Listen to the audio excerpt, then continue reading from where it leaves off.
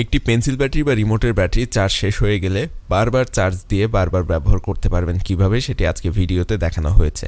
এরকম সব interesting informative video প্রতিদিন পেতে আমাদের চ্যানেলটি অবশ্যই সাবস্ক্রাইব করে দিবেন।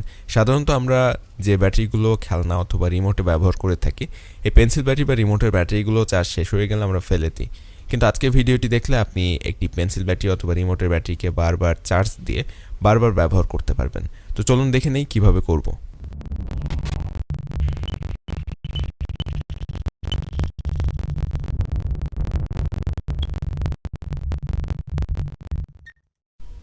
পেন্সিল ব্যাটারি বা রিমোটের ব্যাটারিগুলো চার্জ করার জন্য আপনার প্রয়োজন পড়বে এরকম একটা গ্যাজেটের। আর এই গ্যাজেটটি আসলে কোথা থেকে কিনবেন, এটার দাম কত পড়বে, কিভাবে ব্যবহার করবেন, কি পদ্ধতিতে পেন্সিল ব্যাটারিগুলোকে চার্জ করবেন, সব কিছু কিন্তু জানতে হলে অবশ্যই ভিডিওটি শেষ পর্যন্ত দেখবেন। আর ভিডিওর শেষে আমি এটি কোথা থেকে কিনবেন বা এটার দাম কত সেসব বিষয়ে কথা বলবো, সুতরাং অবশ্যই শেষ পর্যন্ত ভিডিওটি দেখবেন। ফার্স্টে আমরা এটাকে আনবক্সিং করে নিব।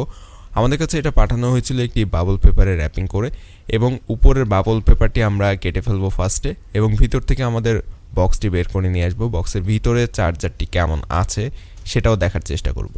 অলরেডি আমাদের বক্সটি বাবল পেপারের ভিতর থেকে বের করে নিয়ে এসেছি, এবং এখানে বক্সটি দেখতে পাচ্ছেন।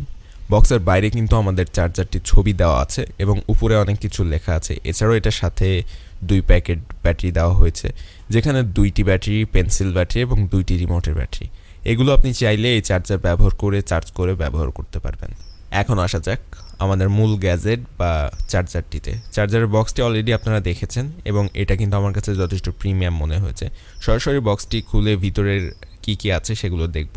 তো এখানে বক্সের ভিতরে একটি কেবল দেখতে পাচ্ছি, তার মাথায় চার্জারটি কানেক্ট করা আছে, এবং অপর প্রান্তে একটি প্লাগ দেওয়া আছে। এটি একটি পলি ব্যাগে করে রাখা ছিল, এবং যে জায়গাটায় ব্যাটারিগুলো বসাতে হয় ঠিক তার উপরে এখানে একটি ট্রান্সপারেন্ট কাভার দেওয়া আছে। কাভারটি খুলে রাখলাম, এবং এগুলো এইভাবে টান দিয়ে ব্যাটারি বসিয়ে দিতে হয় এখানে।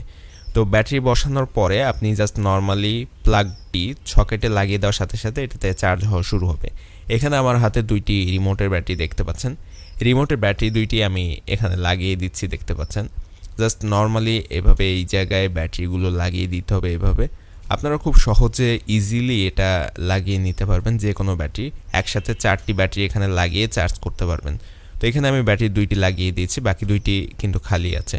এরপর এটা যদি আপনি প্লাগে বসিয়ে দেন কোনো সকেটে, তাহলে সাথে সাথে চার্জ হওয়া শুরু হবে। তবে এখানে কথা আছে, আপনি কিন্তু চাইলেই যে কোনো ব্যাটারি চার্জ করতে পারবেন না। এখানে যে পেন্সিল ব্যাটারিগুলো দেখতে পাচ্ছেন নর্মালি বাজারে পাওয়া যায়, যে সানলাইটের ব্যাটারি বা নর্মাল পেন্সিল ব্যাটারি, এই ব্যাটারিগুলো কিন্তু এটাতে চার্জ হবে না। এটাতে চার্জ হবে শুধুমাত্র রিচার্জেবল ব্যাটারিগুলো। আমি দেখিয়ে দিচ্ছি রিচার্জেবল ব্যাটারি কোনগুলো।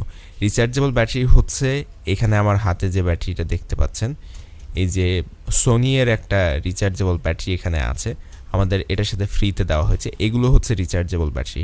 এই ব্যাটারিগুলো শুধুমাত্র এটাতে চার্জ হবে, কিন্তু নর্মালি যে 10-15 টাকা যে ব্যাটারিগুলো মার্কেটে পাওয়া যায় ওইগুলোতে চার্জ হবে না। ওইগুলো জাস্ট একবারই ব্যবহার করার জন্য।